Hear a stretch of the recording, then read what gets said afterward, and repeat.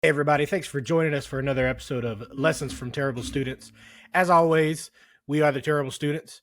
You may notice something a little different as it's just me in this introduction. We do have Sarah for this episode, but we had to record this episode in another recording tool just because we had some technical difficulties for this episode. So I'm just going to record this introduction separately. So as always, I am the Terrible Student. My name is Jeremy. Sarah and our special guest star will join us on the other side of our introduction. Today, we're going to be talking about tough conversations, how managers maybe sometimes avoid these tough conversations, and how they can kind of more effectively have these conversations with their employees. So, before we get into that, as always, this podcast is brought to you by Lumius. At Lumius, we are your partner in learning.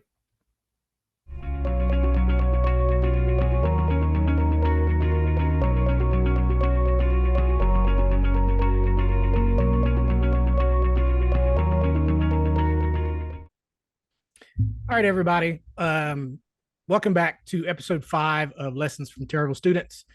As I said in the intro, today we're going to be talking about another leadership topic. We're going to be talking about tough conversations.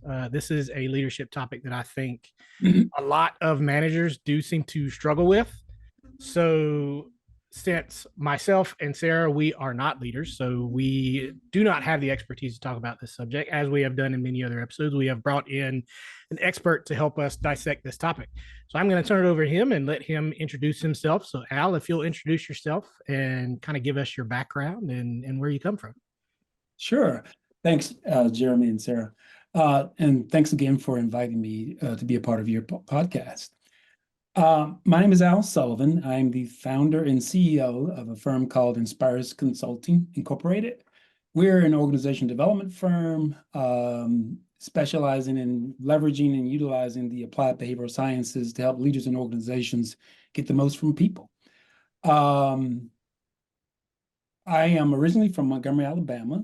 And after undergrad, I went straight into the military as an Army officer, combat veteran, did that for 5 years, and then went into manufacturing management for about 5 years.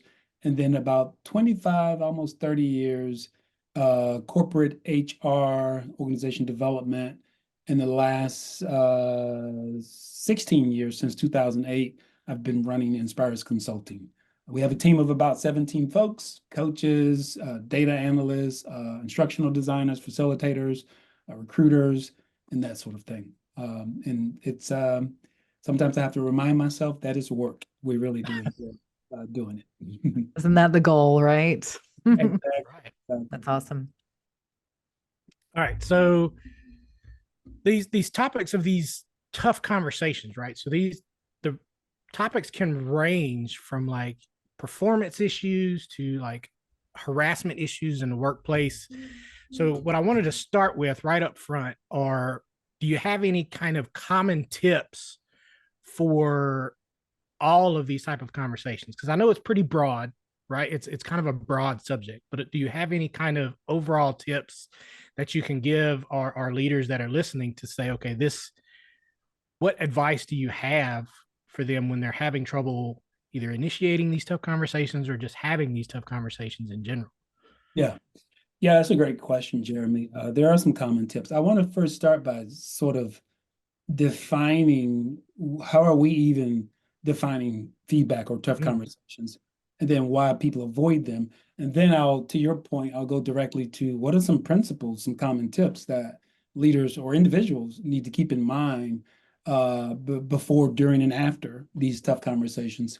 And then we can let the conversation go from there. So to start with, I'll just say that, feedback is really about information about past behavior that has impact on the present, right?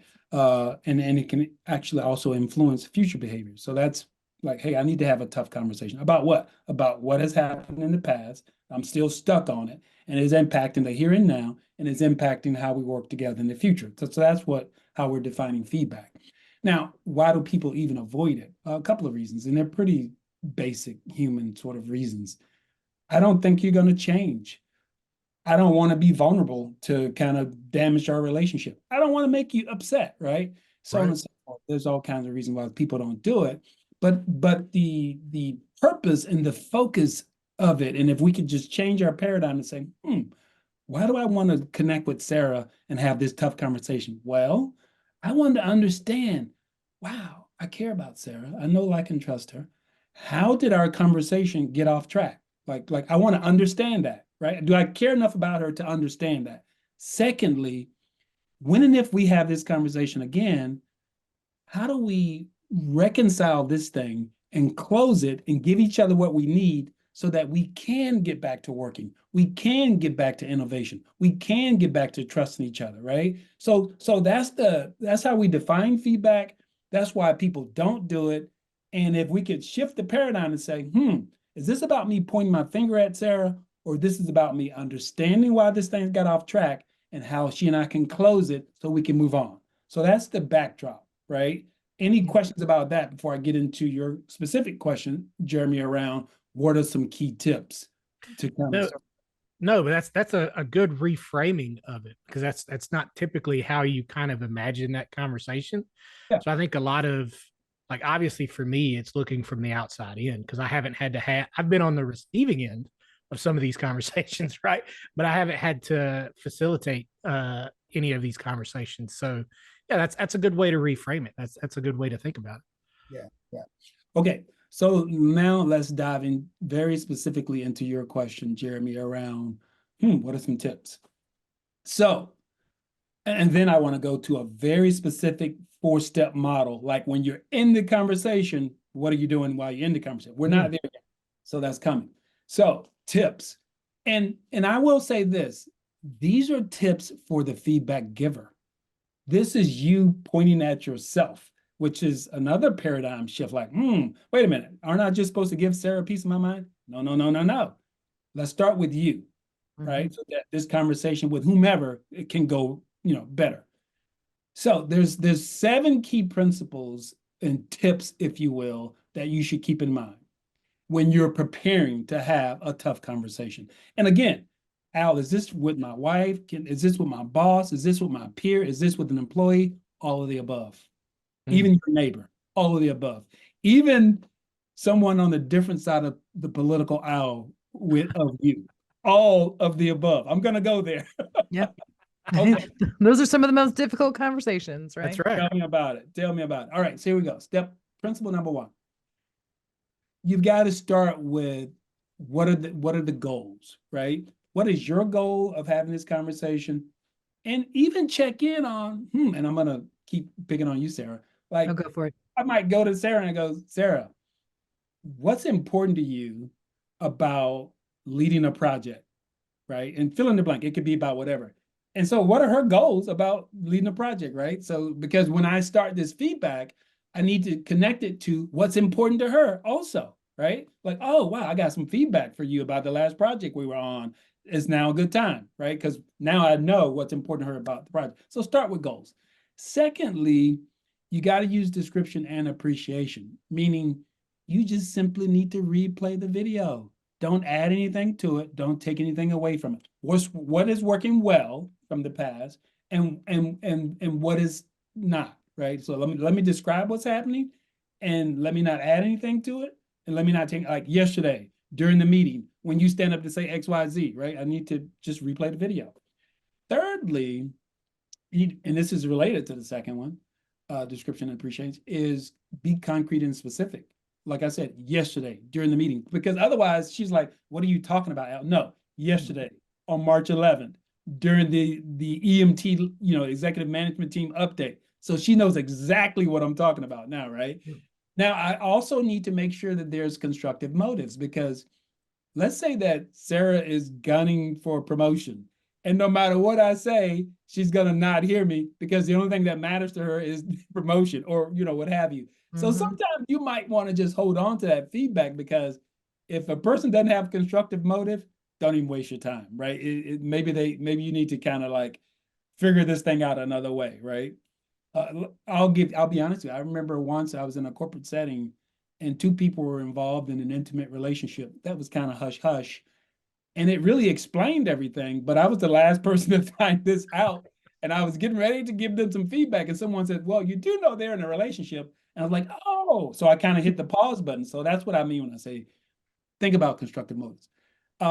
Number 5, give the negative feedback as well, right? Don't just sugarcoat it. Don't just walk around on eggshells. Don't just keep the stuff that's really getting under your skin. You got to go there too, right? And then number 6, look in the mirror and own your stuff. Like, what are your insecurities? What are your assumptions? What are your inferences, right? What's your limiting beliefs? Like, have a conversation with yourself and own your stuff, your own baggage, right? And then lastly, make sure timing is good. Because if Sarah's still mad, I'm still upset, we're still theming, guess what? It's not time to have a feedback conversation. It's Agreed. not. So I would just stop there and go, those are really the things that you don't need to try to remember. But if you were to say, let me get myself ready for this feedback conversation, those are the top 7 tips on how you get yourself ready to go have a tough conversation. I'll stop there. Really great insight. And I'm going to talk in front of you really fast because this speaks to me as a project manager, like the steps, right? Like my job is very making sure that I'm checking boxes and following steps. But the first thing you mentioned about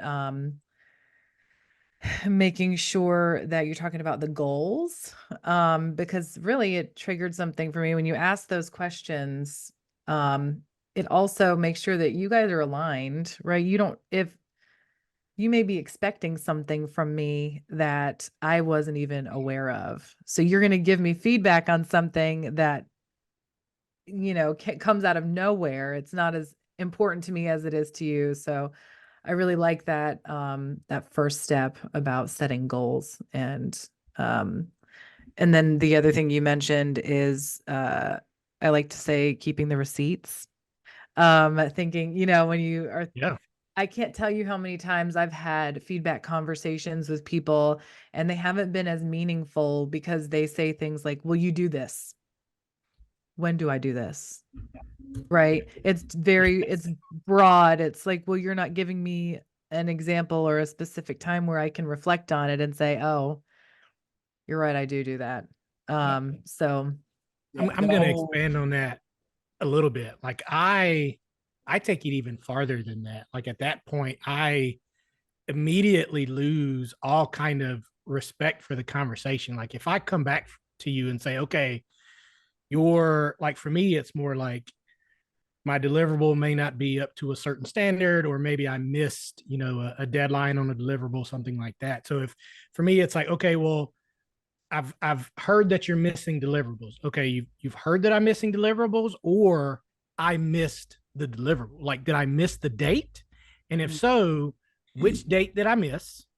Because to my knowledge, I haven't missed any dates. Like, so I'm gonna need to know what you're talking about.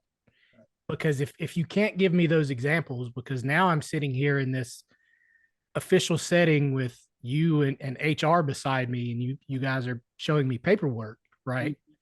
So it's already arrayed against me. So I'm already in this kind of defensive mode, right? So I'm gonna need you to have your ducks in a row. I'm gonna need you to be able to tell me you missed this deliverable on this date, so that I can either say, okay, like I did, that's my fault for whatever reason.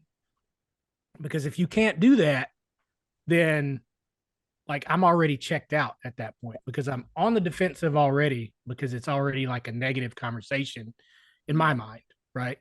Yeah. So like when you said that, that's immediately what I go to. Like if they have those receipts, it makes me accept it a little more. And it's like, okay, yeah, like that, you're right. I made that mistake. Like you have to own your mistakes, like as a grown person in your job, right? Like if you make a mistake, you have to own that to be able to grow.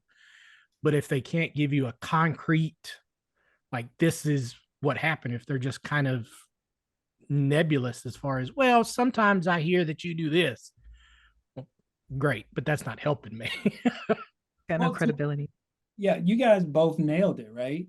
And go back to what I said. What's the purpose of feedback? Understanding and closure. If I can't tell you the dates, the time, the issues specifically, we don't have the same understanding, right? Because there's two outcomes to feedback. Do we understand why this got off track? And what do we need to close this thing? And to your point, Jeremy, if you can't tell me the who, what, when, where, and why, then I don't understand. I Right. don't understand, right? Or I don't trust you now because you're not telling me the who. You say, and to Sarah's point, if I say, Sarah, you always do this. Jeremy, you always do that. Wait a minute, Al. I'm not a machine. I'm not Chat GTP. I don't always do anything, right? Yeah. Everything is nuanced. It depends on the situation. It depends on the background. It depends on the context. So no one always does anything. So don't say that, right? So you've got to be concrete. You got to be specific, and you can't add or take away from the video. I'll be honest with you. I got some feedback the other day, and someone said, "Al, someone said you said this 5 times and they felt this type of way." The good news is we've re-recorded the meeting. So I went back to the meeting. I said, "Oh, I said it twice, not 5 times. And here's the background and context in which I said it. Someone said they wanted to quit being on the project team. And I said, well, let's take that down a notch and let's think about blah, blah, blah." And it went from I'm saying, oh, Al is being condescending. He said, take it down a notch 5 times versus no, someone was about to leave the team. We want to retain the members of the team. Al said that twice and he explained why. Very different, right? So don't add, don't take away, be clear, be concrete, be specific, and just describe what happened in an objective and neutral way. And realizing that, to your point, Jeremy, the person may say, oh, well, let me explain that, right? Not that I gotcha, right? It's like, well, here's what I experienced. Here's what I observed. Did you observe or experience something different? So let's talk about that. So yeah, let's be concrete and specific. Yeah. And you use a word there, I think, is really, really important. You use that trust word, right? Like, cause that's what these conversations are all about. Like everybody has to come to these conversations with trust that there is a good way to come out of this conversation on the other side, that there is positive intent on both sides for some type of closure coming out, right? So when there's not concrete messaging during the meeting and you can't give me those receipts, that's where, and this is just me talking as Jeremy, right? That's where I lose trust on my end. Because now I'm thinking, okay, well, you didn't do your research. You can't tell me exactly what's going on. So clearly you have some type of ulterior motive here of bringing me in here. So now I've lost trust in this conversation. Yeah. So I'm thinking, okay, well, why am I actually here? Because it's not for my performance, because you can't actually tell me what part of my performance is the problem. You're just kind of throwing stuff at the wall. Whether that's actually true or not is beside the point at that. That's what I'm feeling, because you can't give me these concrete examples. Oh yeah. So, well, the thing about, so the trust piece is huge when you're having a tough conversation. And going back to something Sarah shared earlier in the conversation around checking in on goals, right? Because if I say, Jeremy, what's the most important thing to you around, fill in the blank, right? And you say blah, blah, blah. And I go, oh, Jeremy, I have some feedback related to what you just said. And so again, instead of it being about me, it's now about something that's important to you and me, right? So it's mutual, right? So that's helped to build trust. And then the other piece, step 6, when I said I've got to own my own stuff, meaning like I got to look at, well, what are my own insecurities around this? What's my own baggage? What are my own assumptions? And I state them as assumptions versus the truth. Like Jeremy, I'm assuming that this was going on for you. And I check in with you. Tell me, can you validate that? If I say, Jeremy, here's an inference I had about when we worked together. And, you tell me what your inferences were, right? Or if I say, Jeremy, well, again, this is self-work. I have to say, well, is this a limiting belief that I have about Jeremy? Like, because something happened in the past, I now say it's always going to happen with him. So I have to do my own work around that. And so those goals, and then me doing my own work and looking in the mirror, that helps to build trust because it helps me to remove the game face.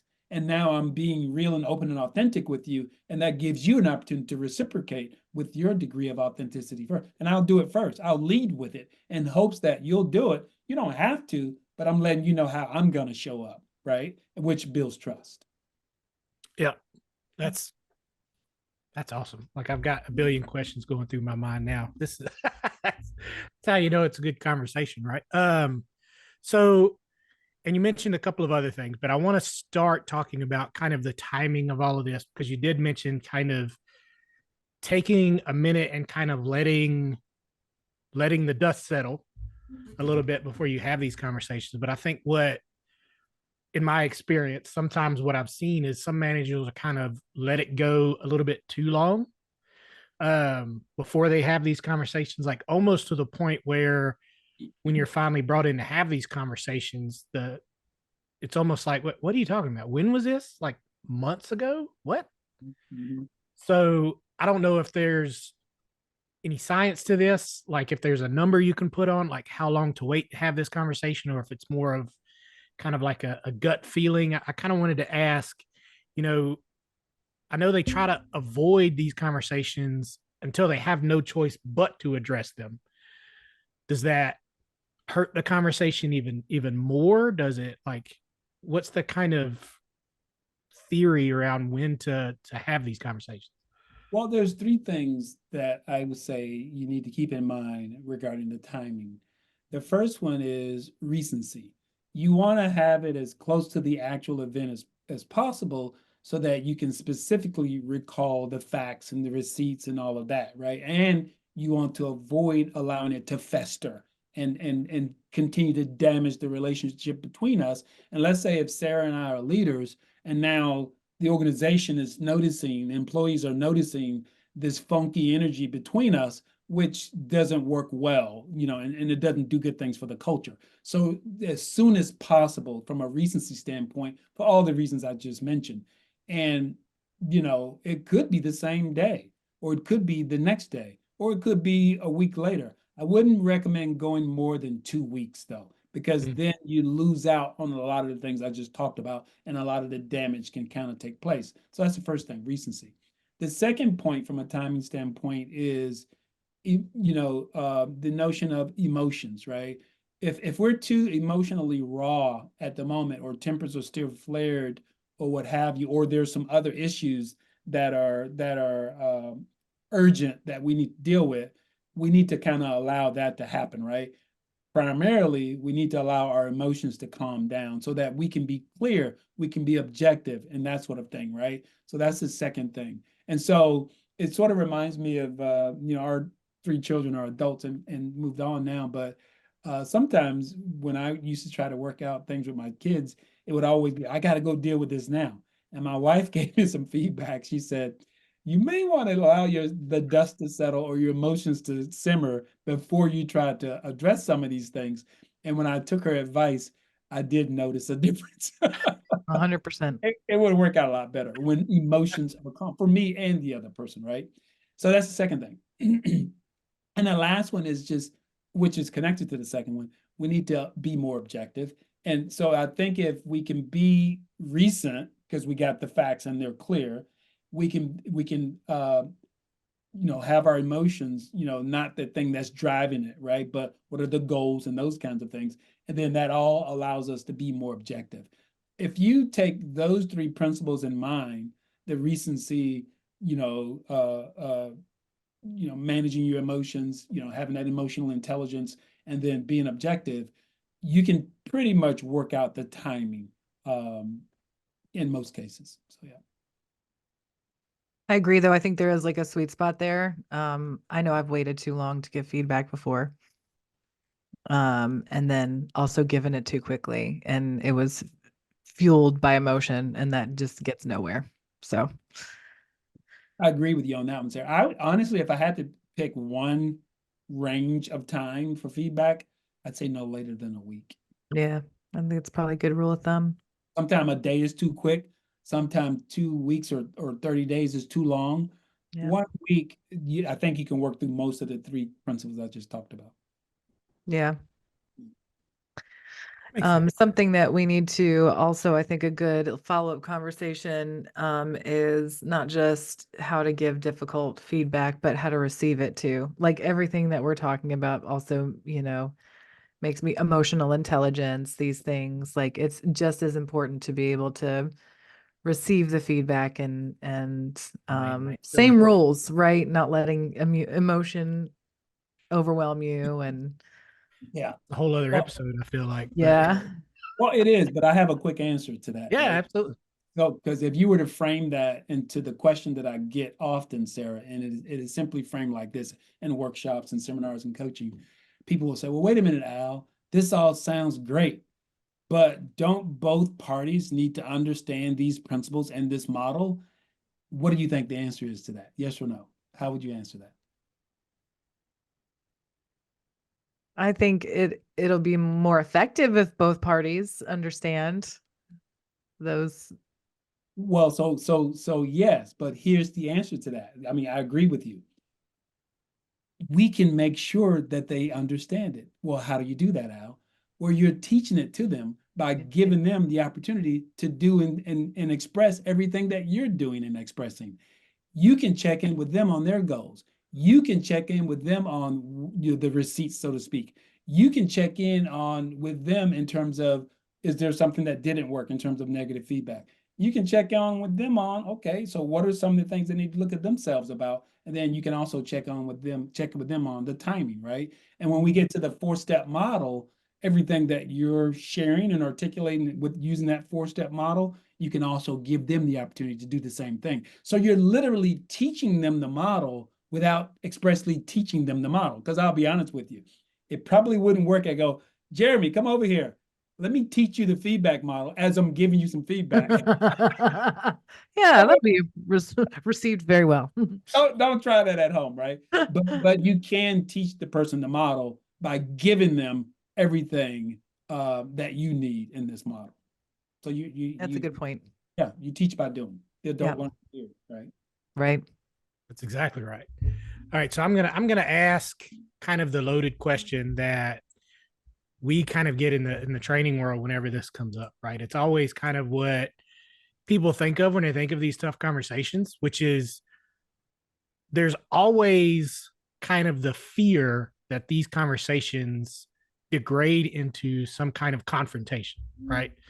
So, what is the best way to one identify that that's kind of the way this conversation is going, and two, to once you get to that point where you're already, I don't know if it's like a shouting match or coming to that point, like how do you identify that that's where you're going, and how do you diffuse the conversation either once you've identified that, or if you haven't identified it, once you're already there, how do you kind of bring it back, or can you bring it back from that point?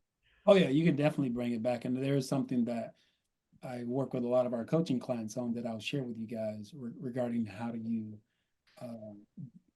kind of get aware in the moment and sort of do some work with yourself instantly to kind of, dissipate some of that energy. But the way that you tell that is probably getting derailed is really, some from an emotional intelligence standpoint, is really paying attention to what's going on inside of you, and you're paying attention to what's happening with the other person. And with yourself, it is, um, and it really comes from some pre-work you can do with yourself on an emotional intelligence standpoint. For example, I know that when my buttons get pushed in a conversation or a situation, a couple of things starts to happen physiologically. Number Mhm. one, I start to talk a little faster. Number two, I'm usually breathing in my chest. Number three, I may even lean in, towards the person, almost like I'm about to pounce. Uh, and I'm told that my eyes even stretch a little bit. So when I notice that these things are happening to me physiologically, I know that in that moment of choice, I need to breathe more. I need to not talk as much. I need to say, you know what, Jeremy, can you say more about what you just said so I can listen, right? Um, I might even pause and say, let me think about that for a moment, right? And I've even called some timeouts to say, you know what? I don't think that I'm or we're having the conversation in the way that we should, because that, I feel like we're shouting. I think that every time I try to answer a question, before I answer the question, you're asking me another question. So I don't know if I'm really being listened to right now. So when I notice those things in the other person or myself, we either pause and stop and maybe go gather ourselves and reconnect, or reschedule to have the conversation at a later date, which goes back to timing, right? So from an emotional intelligence standpoint, we've got to pay attention to ourselves and see what's happening inside of ourselves. And we've got to be aware of and pay attention to the energy that's coming from the other person and be curious and interested in that enough to where we can raise it in an objective way with curiosity and interest, but not in an accusatory way, right? It's like, hey, I'm noticing, what is it that I'm noticing, right? About myself or you. And, what's coming up for you around that? And what would you like to do right now, right? Might it make sense for us to reschedule this conversation? Now, I will say this. In that moment, let's say that Jeremy and I are in this tough conversation and we're feeling this energy bubbling up. Our buttons are getting pushed, right? But we want to continue the conversation. In that moment, there's a couple of things that I'd recommend, right? Number one, I'd breathe. I'd take some long, slow, deep breaths. Internally, I would ask myself, why am I getting so emotional right now? Right? I would just stop, right? Then I would ask myself, which of my buttons just got pushed? Is it that I'm feeling disrespected, which is a highly held value? Is it that I'm not being heard or listened to, which is a highly held value? Is it fill in the blank with your highest held values? Because here's the thing. When your buttons get pushed, guess who is really the catalyst of your buttons? You are the person in the mirror. Why? Because your buttons, your emotions are attached to your highest held values. And when I assume or infer that you're stamping or trampling on my values, then I'm causing some of that. Right now, it could be you and it could be your intentions, but it has to really go back to, wow, is Jeremy really disrespecting me? Or is he trying to get his point across? And my assumption is this is about respect, which now my buttons are getting pushed. And the last thing I have to ask myself when, I'm breathing, I'm stopping, I'm asking why I'm getting so upset. I'm asking about which of my values buttons just got pushed. That's connecting with my values. The last thing I would ask myself in that moment of choice is, what is most important right now? How can we get back to what I call the highest level of system, the thing that is most important that we need to be focused on right now, right? So again, it's emotional intelligence. What's going on inside of me? What's going on with other person? Am I curious and aware and interested in that? And then how do I stop, breathe, ask, check out the button, and get back to what's important? That's how you kind of dissipate that energy, at least for yourself and potentially for the other person, because in the long run, energy attracts like energy. So you can bring the energy up or down based on how you decide to show up in the moment of choice. That's interesting. That's a lot of like self-awareness. Uh-huh. Like, and I like that. And it takes a lot of like self-awareness steps that I don't think, and maybe this is just me speaking out of turn, but I don't think a ton of people have that level of self-awareness that you would need to do that. But that's great. Like, I would not have thought there would have been a way to kind of pull back on that. But even if, like, thinking of myself, if I'm on the other end of that conversation, like if I were to see you taking those steps to write this conversation, then I would probably be doing the same thing. Right. Like, because, and I think that would be any rational person's response. Like, if you see the other person taking those steps to try to bring the conversation back, I think most people would probably do the same thing and try to at least meet you halfway, or at least I guess I should say I hope they would. They would. I'll give you a quick testimonial. The first time I got really aware of energy, because in my coach certification training, is based on the premise of energy leadership, right? And that goes back to, energy attracts like energy. And so I was once at the kitchen table typing away on my laptop, and my wife was in the kitchen and she was doing something else in the kitchen, near the stove and the sink. And and we weren't necessarily paying attention to each other. We were doing our own thing, but the two of us was in the kitchen alone. And so she started this conversation. And honestly, I can't even remember the topic, but I know it was related to the kids, finances, or chores. I can't remember which, but it was one of those three. and All I fantastic topics for Right. for marriage, right? felt Like, what are the energy, three things marriage people argue about? Triggering. Kids, right? So I felt money, energy. I chores. felt energy increase in myself, right? And I can also feel it from her, right? But I stopped, right? So I stopped typing. I looked at her and I called her name and I said, and I had a smile on my face.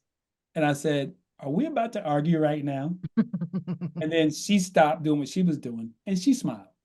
And we sat down and we had a conversation instead of an argument. So going back to your point, Jeremy, energy attracts like energy. You can bring the energy up or down based on how you intentionally show up in the moment of choice. And so, and it all starts with, what am I even thinking right now?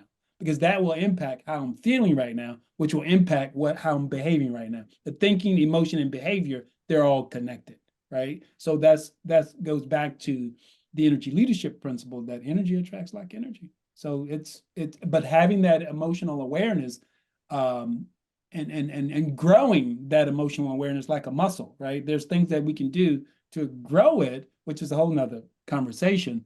But it's doable. And a lot of our coaching clients, we do that work with them so that they can show up as a leader to be their highest and best all the time.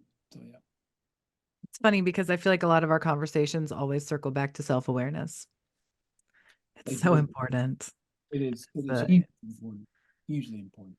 And Yeah, it's I think a tough. lot of these leadership like tips are very high on self-awareness. And I think that may end up being like a key theme running through this entire season is like great leaders first and foremost are more aware of themselves than they are anything else. Like I feel like that's got to be like the number one skill of really good leaders is just having a high amount of self-awareness. Well, So it is. It is. There's even some data behind it. I read the July and August 2022 edition of Harvard Business Review. And I was on a business trip, and I had some time to kill on the plane. So I picked up a copy at the bookstore, at the airport bookstore. Anyway, what they said was, hey, in this modern era, in order to be effective at the C-suite level, here are the things that you need: emotional intelligence, how to manage conflict, being inclusive, leading change, those kinds of things. Now, it also said, well, the traditional pedigree is also still needed: finance, administration, operations, technology. That hadn't gone anywhere. But what they showed with their data, they did a 20-year study, and they showed with the data that the traditional pedigree was pretty flat, right? Oh, we still need administration, technology, operations, and finance. Boom, over 20 years, hadn't changed. But the social emotional stuff was doing this. And the data that they used, the data set that they used was C-suite level search firm job descriptions. Like not Al's data, not Jeremy's data, not Sarah's data, but let's go to people who hire C-suite level talent all over the world, and let's get all of their job descriptions and let's put it in this, I don't know, in vivo software, sentiment analysis. And they've determined that, wow, the social emotional skills has skyrocketed, hockey stick, right? But the traditional pedigree was pretty flat. And it said, if you expect to be an effective leader in this era without these things, forget it. Forget it. Society has changed. Employee expectations have changed. Investors' expectations have changed. Everything has changed, and it's not going back in the genie. So to your point, the social emotional piece and inclusion piece and conflict and change piece is required. It's not a nice to have. It used to be called, oh, that's the mushy soft skill stuff. The mushy soft skill stuff is required now. It's funny you say that, because in the training world of L&D, right, I can't tell you how many times curriculum has to be cut to save time. And it, for so many years, it was traditionally we're cutting the soft skills pieces. And then it's like in the last, I would say 6 or 7 years, there's been this epiphany of like, wait a minute, that's really important. And some of those things are teachable. A lot of them are, I think, behaviors that people have naturally. And when it comes to training, you can help people access those things, or, how to use those tools. But it really does, for me, I can't tell you how many times I've fought for that, to keep the soft skills, and lost that battle years ago. Oh, absolutely. Absolutely. It's definitely something that I think more and more people are recognizing and realizing. And but one thing I will say, the fastest growing segment of the workforce, the millennials, I think they get it and they're actually asking for it and they expect it, right? Yes. So they're shifting things as well. So yeah, supply and demand. Yeah, absolutely. I mean, Sarah and I are both, she hates this term, so I'm going to use it as much as I can. We are what they call geriatric millennials. We're like that first and second year millennials, right? That's the first time. That's the first. I would rather say elder. It was millennium. like, there was one study bad. that I read from the Times, and it was probably like 3 or 4 years ago now, that used that term, geriatric millennial, and I shared it with my wife, and she said, I love this study that you sent me, but don't you ever call us geriatric millennials. Thank you. I agree. Ever since then, I'm like, that's just the term that I'm going to use from now on. Well, and there's a lot of people out. I mean, look at the current presidential race, right? And the the senior status of the two folks who are now the presumptive nominees, right? And it's bringing this whole notion of ageism to the front, front and center. That wow, do we just toss people away when they hit a certain age, or do they? And if they still have something of value that they want to contribute and things that we can learn from them, what's the best way to do that, right? So I think even that, right, which that might speak to your wife and Sarah's reaction to the term. It is really front and center, and it's at the top of a lot of people's mind. And it's a bit paradoxical. Like, we want to be respectful and we want to leverage the wisdom, but at the same time, are there some things happening inside of us that see them as, oh, are they useful? Are they sharp? Can they still do things, right? It's like it's a bit of a paradox. Yeah, and I don't want to get too far down that rabbit hole, because I feel like that's a whole other episode. That just opened up a whole part of my brain that has me thinking about a lot of things. Yeah, we're gonna invite me back, right? Yeah, we're gonna put that on the list of future topics. But to get us back on topic, so I did have one other question that I wanted to get to, because we're running a bit long. But so I have a bit of a kind of a scenario for you. So let's say that some kind of incident has happened, right? So I'll use myself as an example. So I'm leading a team, and the scenario has happened, and I need to have a tough conversation with somebody that is on my team. However, this type of conversation, for some reason or another, has some type of personal meaning for me. So it's either it's triggering for me, maybe it, makes me remember something that has happened to me personally, not necessarily with this person, but just something in my past. Maybe it's really too close to something that has happened to my family, or to somebody that is personal to me, or something that I don't know that I can separate my bias to be able to have this conversation. Is it still a point where I should have this conversation? Or is it a point where maybe I should hand this conversation off to another person on my membership team to have that conversation? Even though this person is on my team, like, this is my responsibility as the leader of this team to have this conversation. Yeah. So I love that. And so let's actually use the 4-step model to answer your question. So I'll give you the 4-step model first, and then we'll use this scenario you just brought up, Jeremy, to have the conversation. So the 4-step model is this. I actually call it the 4F feedback model, right? And the first F is the facts. What are the facts? Like this is, well, what do I actually do when I'm in the conversation? Well, these 4 steps. Number one, what are the facts, right? You know, yesterday during the meeting at 3 o'clock when you said blah, blah, blah, right? Mm-hmm. Stating the facts, replaying the video. The second step is, well, the formulations, right? Well, what are the things that's going on in my head, right? What is my doubt? What is my baggage? What are my assumptions? What are my inferences, right? Those kinds of things. So the formulations.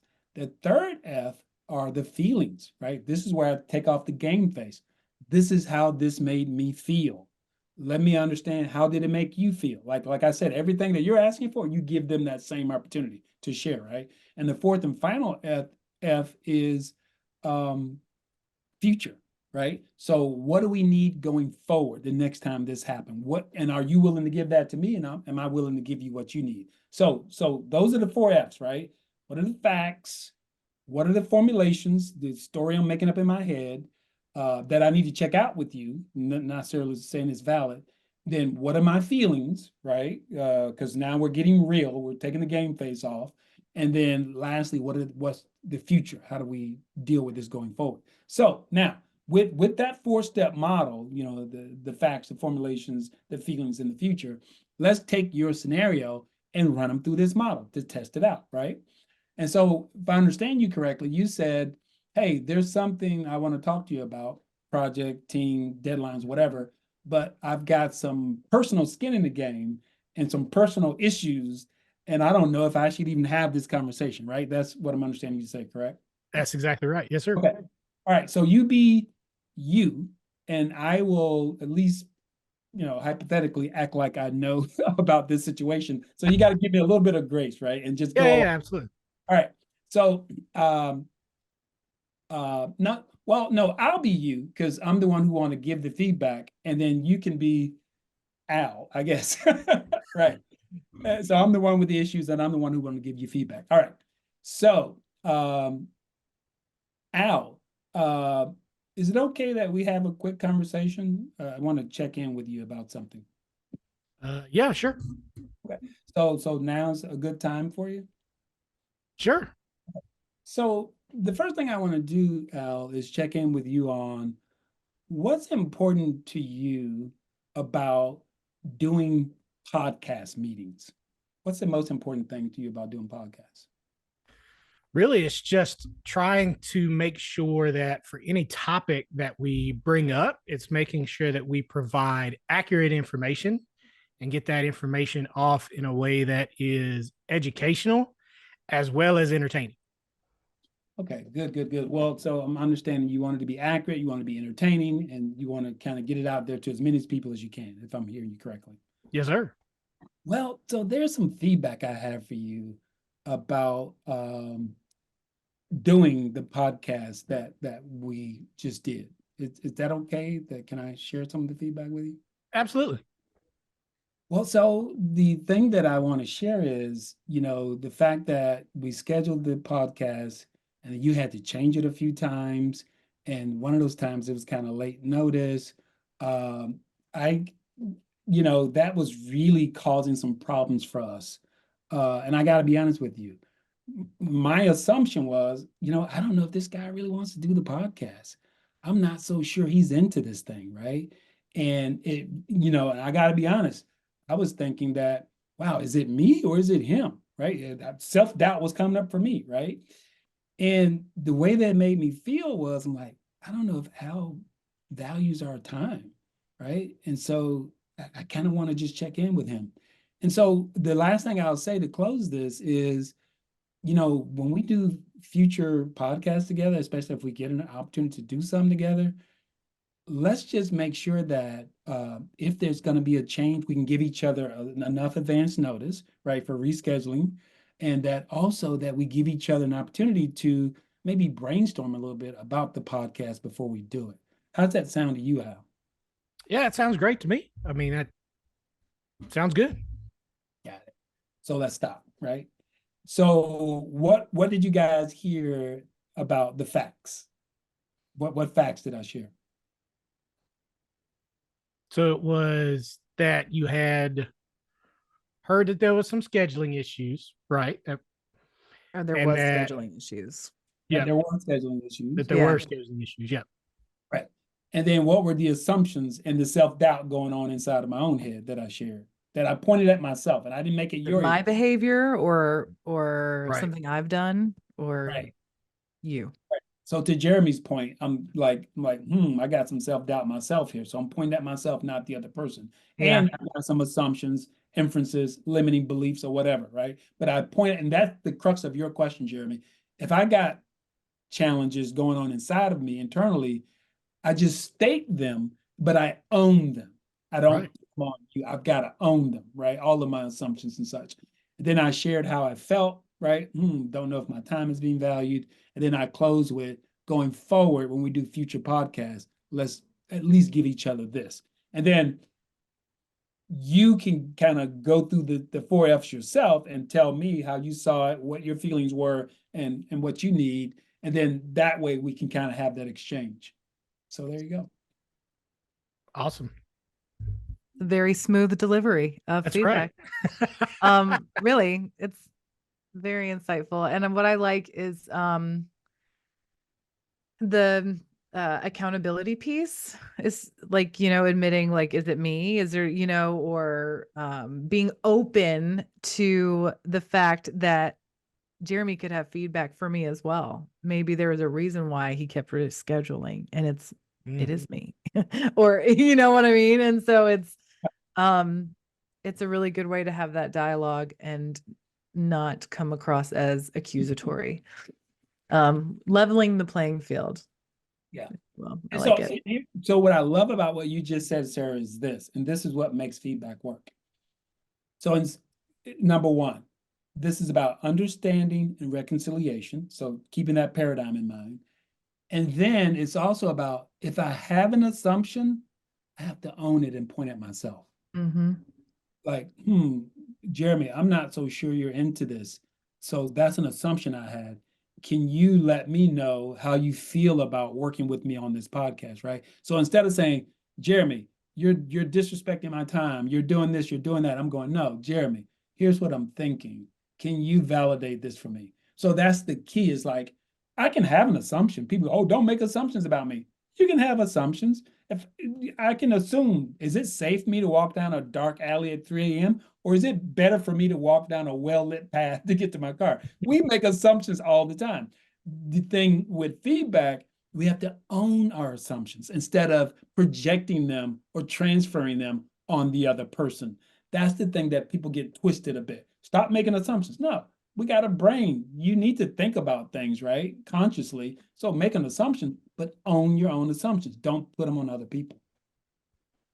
That's fantastic. And yeah, we could just keep talking about this, but like I said, we're gonna I want to make sure you have some time here at the end of the episode. So we're gonna cut it there. Al, I'm gonna give you, the last 6 minutes here. They're yours. Plug what you want, say however you want to kind of end the episode here. Floor's yours.